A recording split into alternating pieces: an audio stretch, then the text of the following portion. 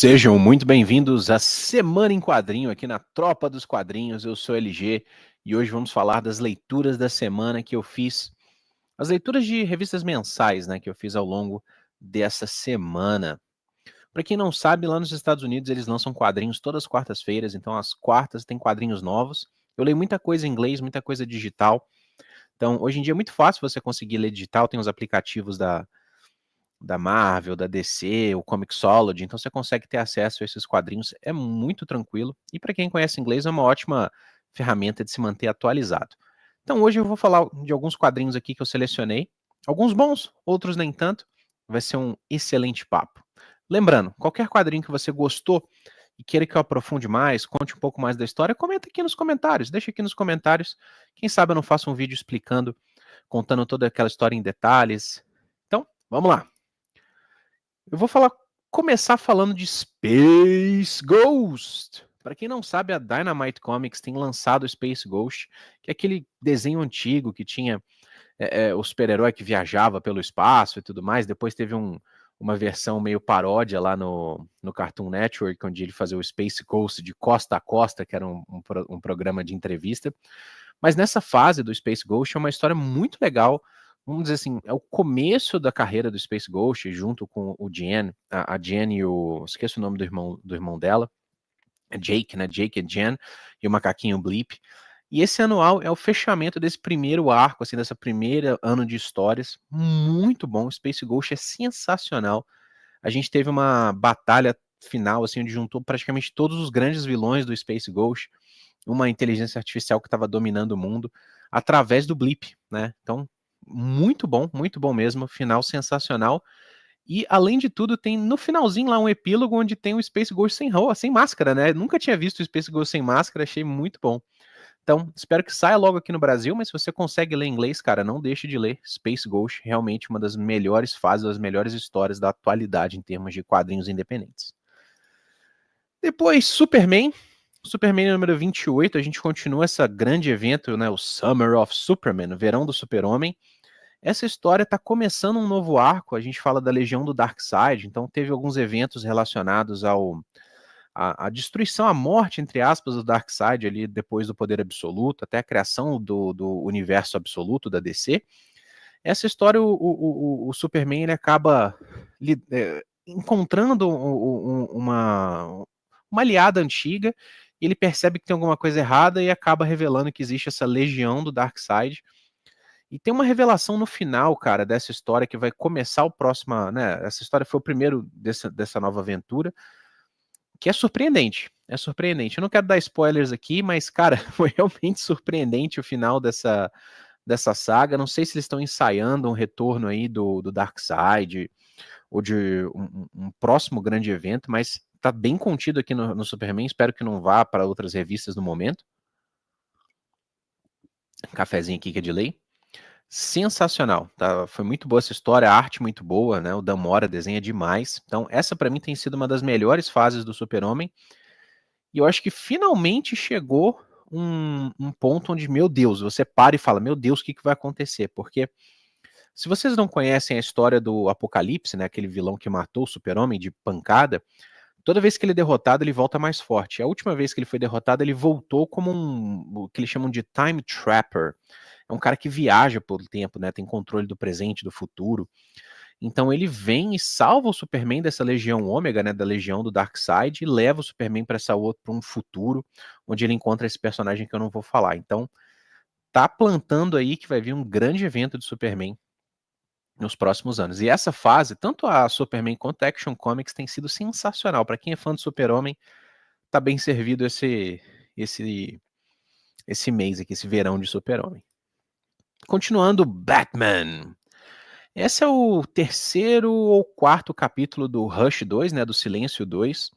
Tem sido um pouquinho controverso, muita gente tem falado que a arte do Jim Lee não é a mesma, que tá mais fraco, e de fato tá. Não é no mesmo nível do Rush 1, mas, cara, a diferença de 30 anos quase, sei lá, 20 e poucos anos de uma história para outra. 30 anos eu exagerei, né, mas é 20 e poucos anos de uma história para outra, então é óbvio que a arte do Jim Lee não vai estar do mesmo jeito e tudo, mas para mim tem sido muito bom. É muito bom rever aquele traço do Jim Lee de volta no Batman, remete uma época diferente, né? E é uma quebra bem grande. A fase dos Zdarsky, ela acaba de um jeito, sim. O final é bom, as últimas 5 edições são boas, mas é tão ruim a fase do Chip Zdarsky que trazer de volta o Jeff Loeb e o Jim Lee foi muito bom, foi um refresco. Eu gostei muito do começo da fase do Rush. Meu ponto é que talvez nem o Jim Lee, nem o Jeff Loeb continuaram lendo o Batman depois que eles saíram da revista. Então, muito dos temas que eles estão trazendo é meio que repetido, já foi trabalhado, inclusive até um pouco recente na Gotham War, né, na Guerra de Gotham, mas é aquele coisa de sempre, né, o Rush vai tentar destruir o Batman, então ele vai colocar os aliados do Batman contra o Batman, usando o Coringa como peça nesse tabuleiro que o Rush tá montando. E eu tô gostando, muito mais do que a maioria, assim, para mim tem sido uma excelente revista, o traço é muito bom, a dinâmica, a leitura é boa, é rápida, mas eu entendo quem tá achando que é um pouco repetitivo esses temas de novo, de trazer o Batman, tem que salvar o Coringa, não tem que salvar o Coringa, o Batman vai matar, não vai matar, então eu entendo, mas continua sendo uma excelente história. Continuando aqui, eu resolvi voltar e dar mais uma chance pro Wolverine do Saladin Ahmed. Cara, depois do From the Ashes, né, que acaba a queda de Krakoa e começa essa fase nova do Saladin, o Wolverine ficou um saco, cara. Achei. O que eu gosto do Wolverine? Principalmente nas revistas solo. É investigação, trama do passado, coisa no futuro. E o Wolverine, ele tava, vamos dizer assim, exilado do mundo depois da queda de Krakoa e tal. E ele se envolve com um mendigo. E tem uma coisa que eu achei muito bizarra, que ele resolve pegar um mendigo e criar o menino. Não deixar o mendigo se alimentar de carne humana para fazer com que esse mendigo não seja mal.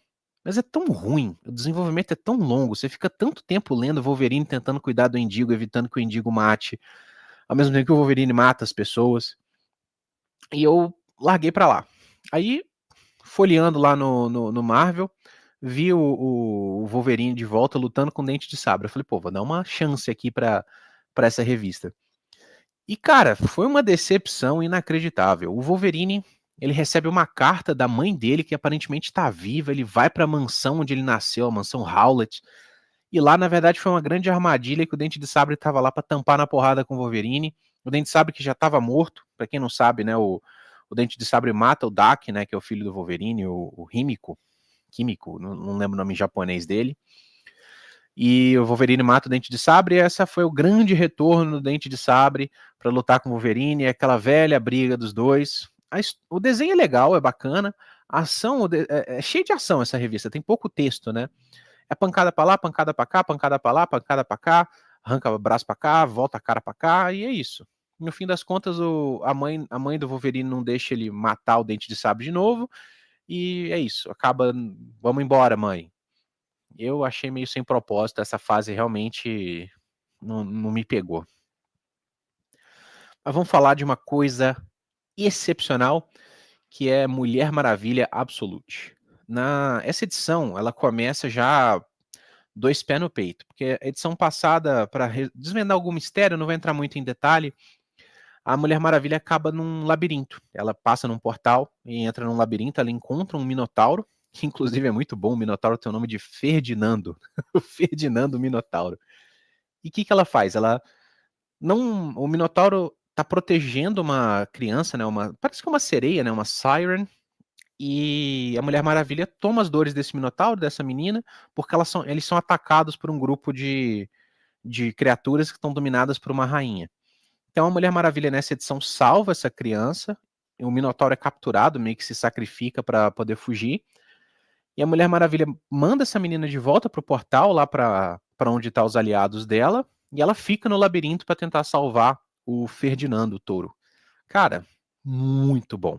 Mulher Maravilha Absolute tá sempre sendo assim.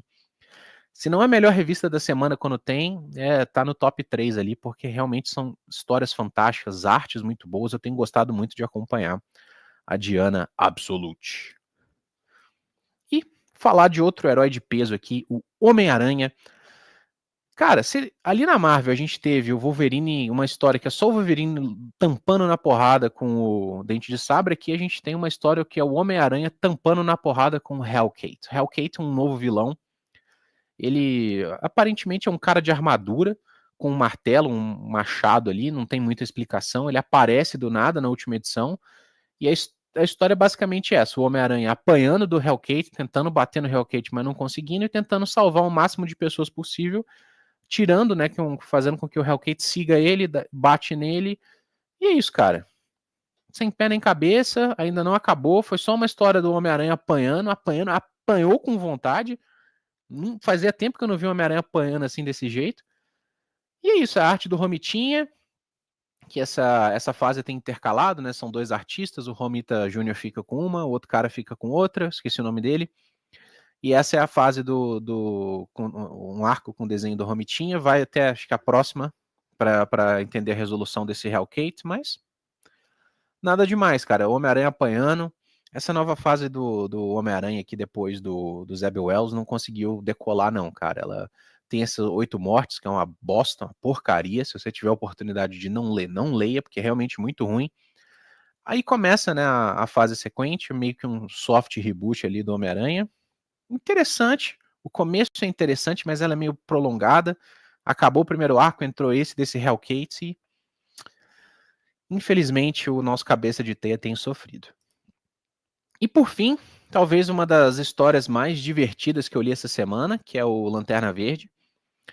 O que está acontecendo, cara?